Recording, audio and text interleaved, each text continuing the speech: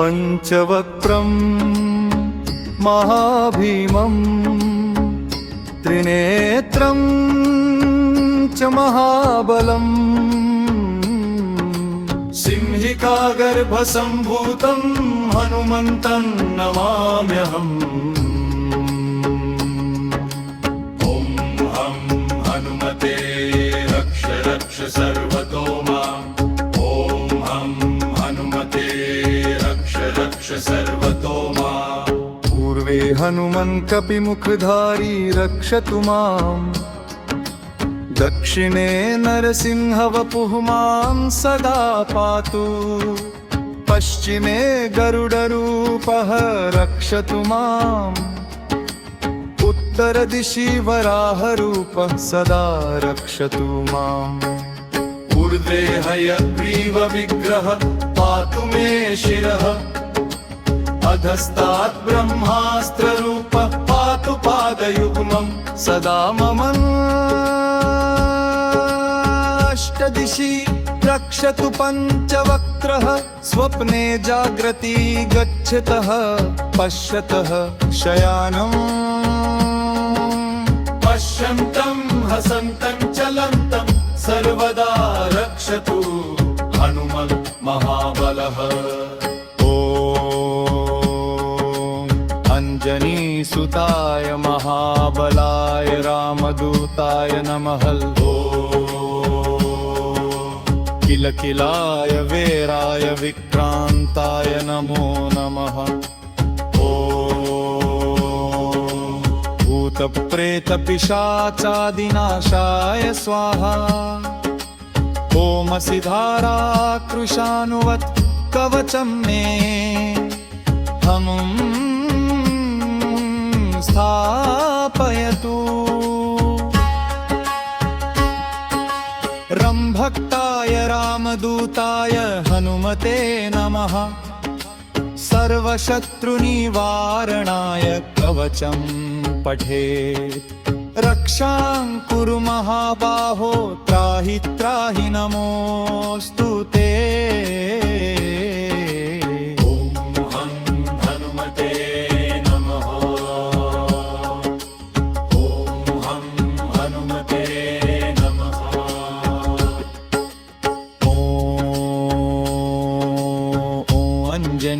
गर्भसम्भूतमारुतात्मजमुत्तमं श्रीरं प्रियं भक्तं वन्दे लङ्काभयङ्करम्। पञ्चमुखं धरं देवं हनुमन्नमाम्यहम्। पूर्वं तु वानरं वक्त्रं कोटिसूर्यसम्प्रभम्। दक्षिणे नरसिंहं च भयनाशं सदा स्मरे। पश्चिमे गरुडं महाबलम्। उत्तरं तु वरहं च कमलरूपं महाबलम्। ऊर्ध्वं हयग्रीवमुखं शङ्खचक्रगदाधरम्। एवं पञ्चमुखं रूपं हनुमन्तं महाबलम्। यो स्मरेत् त्रातरुत्थाय सर्वशत्रुभयं हरेत्। नाशयेत् दुःस्वप्नं शुभं दुष्टग्रहसमुद्भवम्। अभिचाराणि सर्वाणि मन्त्रतन्त्राणि भूतले। सापराधं न मुञ्चेत्तु पञ्चवक्त्रं हनुमतम्।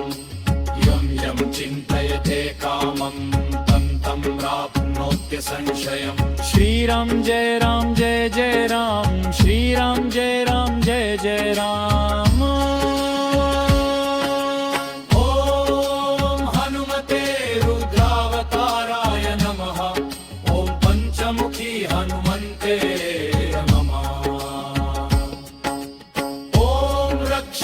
हनुमते नमः। ॐ हनुमते रुद्रावताराय नमः। ॐ हनुमते नमः। ॐ श्रीगणेशाय नमः। ॐ श्रीहनुमते नमः।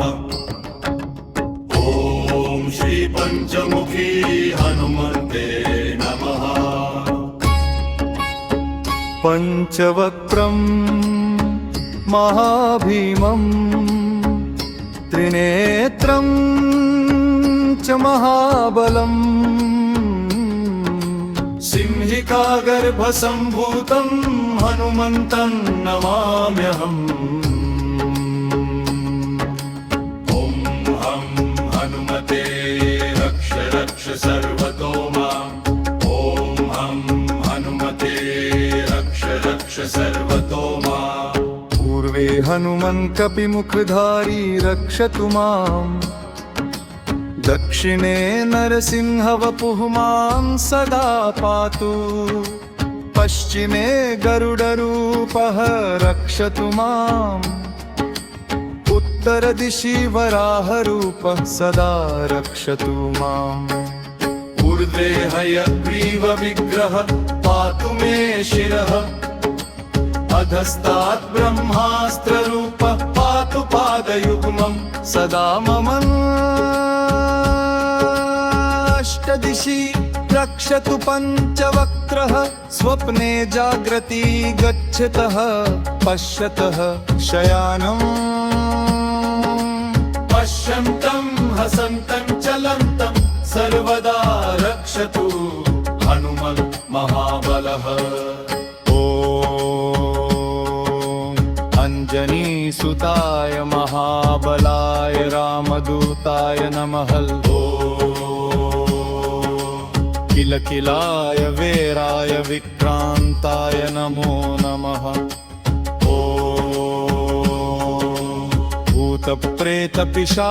भूतप्रेतपिशाचादिनाशाय स्वाहा ओमसि धाराकृशानुवत् कवचं मे हमुं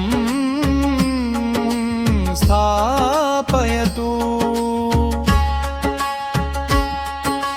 रंभक्ताय रामदूताय हनुमते नमः सर्वशत्रुनिवारणाय कवचं पठेत् रक्षां कुरु महाबाहो त्राहि त्राहि नमोऽस्तु ते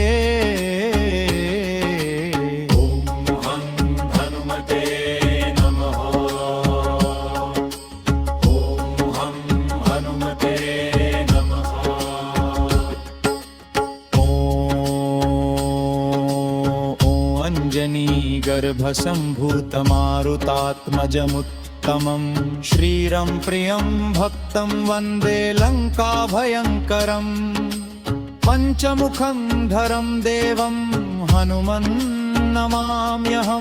पूर्वं तु वानरं वक्त्रं कोटिसूर्यसम्प्रभम् दक्षिणे नरसिंहं च भयनाशं सदा स्मरे पश्चिमे गरुडं वक्त्रं महाबलम् उत्तरं तु वरहं च कमलरूपं महाबलम् ऊर्ध्वं हयग्रीवमुखं शङ्खचक्रगदाधरम् एवं पञ्चमुखं रूपं हनुमन्तं महाबलम् यो स्मरेत् त्रातरुत्थाय सर्वशत्रुभयं हरेत् नाशयेत् दुःस्वप्नं शुभं दुष्टग्रहसमुद्भवम् अभिचाराणि सर्वाणि मन्त्रतन्त्राणि भूतले सापराधं न मुञ्चेत्तु पञ्चवक्त्रं हनुमतम् यं यं चिन्तयते कामं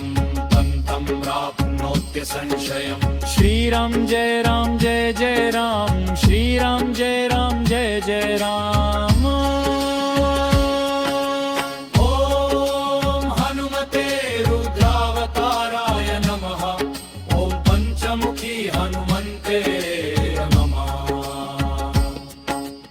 ॐ रक्ष रक्ष हनुमते नमः हनुमते रुद्रावताराय नमः ॐ हनुमते नमः ॐ श्रीगणेशाय नमः ॐ श्रीहनुमते नमः ॐ श्रीपञ्चमुखी हनुमन्ते नमः पञ्चवक्त्रं महाभीमं त्रिनेत्रं च महाबलम् सिंहिकागर्भसम्भूतं हनुमन्तं नमाम्यहम्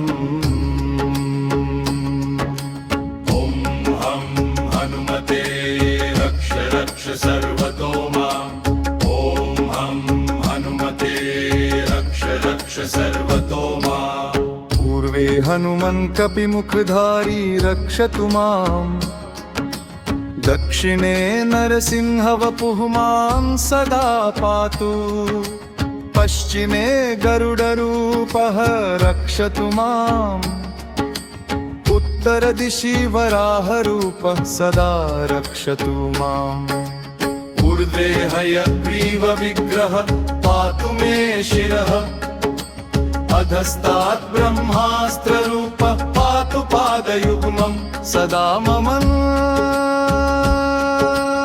अष्टदिशि रक्षतु पञ्चवक्त्रः स्वप्ने जाग्रति गच्छतः पश्यतः शयानम् पश्यन्तं हसन्तं चलन्तं सर्वदा रक्षतु हनुमन् महाबलः ॐ अञ्जनीसुताय महाबलाय रामदूताय नमः किलकिलाय वीराय विक्रान्ताय नमो नमः ॐ भूतप्रेतपिशाचादिनाशाय स्वाहा ओमसि धाराकृशानुवत् कवचं मे हमुं स्थापयतु रंभक्ताय रामदूताय हनुमते नमः सर्वशत्रुनिवारणाय कवचं पठेत् रक्षां कुरु महाबाहो त्राहि त्राहि नमोऽस्तु ते ॐ हं हनुमते नमः ॐ हं हनुमते नमः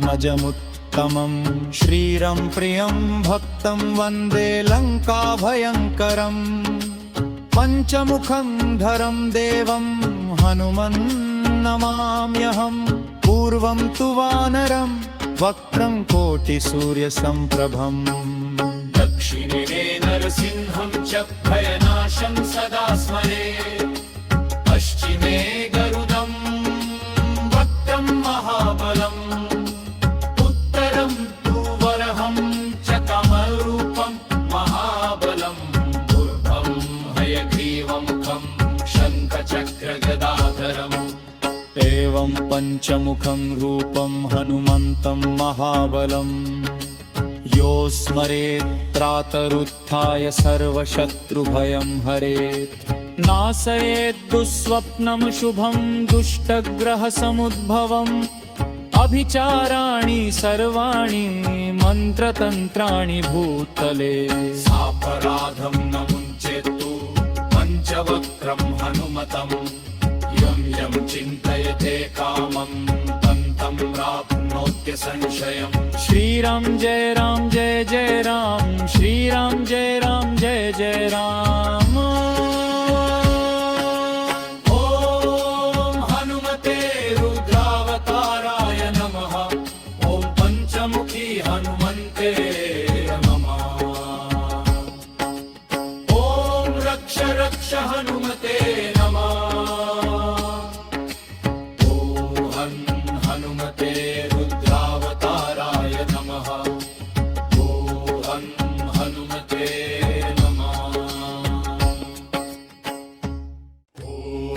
ॐ श्रीगणेशाय नमः ॐ श्रीहनुमते नमः ॐ श्रीपञ्चमुखी हनुमते नमः पञ्चवक्त्रं महाभीमं त्रिनेत्रं च महाबलम् सिंहिकागर्भसम्भूतं हनुमन्तं नमाम्यहम् ॐ हं हनुमते रक्ष रक्ष सर्वतो माम् ॐ हं हनुमते रक्ष रक्ष सर्वतो माम् पूर्वे हनुमन् कपिमुखधारी रक्षतु माम् दक्षिणे नरसिंहवपुः मां सदा पातु पश्चिमे गरुडरूपः रक्षतु माम् उत्तरदिशि वराहरूपः सदा रक्षतु माम् ऊर्ध्वे हयग्रीवविग्रह पातु मे शिरः अधस्तात् ब्रह्मास्त्ररूपः पातु पादयुग्मम् सदा मम अष्टदिशि रक्षतु पञ्चवक्त्रः स्वप्ने जाग्रति गच्छतः पश्यतः शयानम् पश्यन्तं हसन्तं चलन्तं सर्वदा रक्षतु हनुमन् महाबलः ॐ अञ्जनीसुताय महाबलाय रामदूताय नमः किलकिलाय वीराय विक्रान्ताय नमो नमः ॐ भूतप्रेतपिशाचादिनाशाय स्वाहा ओमसि धाराकृशानुवत् कवचं मे हमुं स्थापयतु रंभक्ताय रामदूताय हनुमते नमः सर्वशत्रुनिवारणाय कवचं पठेत् रक्षां कुरु महाबाहो त्राहि त्राहि नमोऽस्तु ते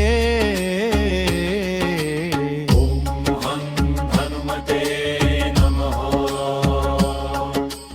ॐ हं हनुमते नमः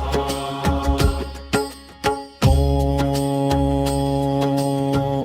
अञ्जनीगर्भसम्भूतमारुतात्मजमुत्तमं श्रीरं प्रियं भक्तं वन्दे लङ्काभयङ्करम् पञ्चमुखं धरं देवं हनुमन्नमाम्यहम् पूर्वं तु वानरं वक्त्रं कोटिसूर्यसम्प्रभम् दक्षिणे नरसिंहं च भयनाशं सदा स्मरे पश्चिमे गरुडं वक्त्रं महाबलम् उत्तरं तु वरहं च कमलरूपं महाबलम् ऊर्ध्वं हयग्रीवं खं शङ्खचक्रगदाधरम् एवं पञ्चमुखं रूपं हनुमन्तं महाबलम् यो स्मरेत् त्रातरुत्थाय सर्वशत्रुभयं हरेत् नाशयेत् दुःस्वप्नं शुभं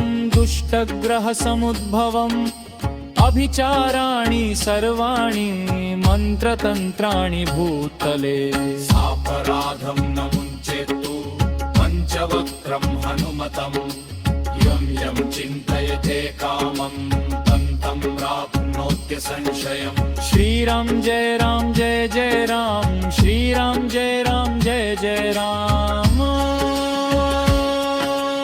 ॐ हनुमते रुद्रावताराय नमः ॐ पञ्चमुखी हनुमन्ते नमः ॐ रक्ष रक्ष हनुमते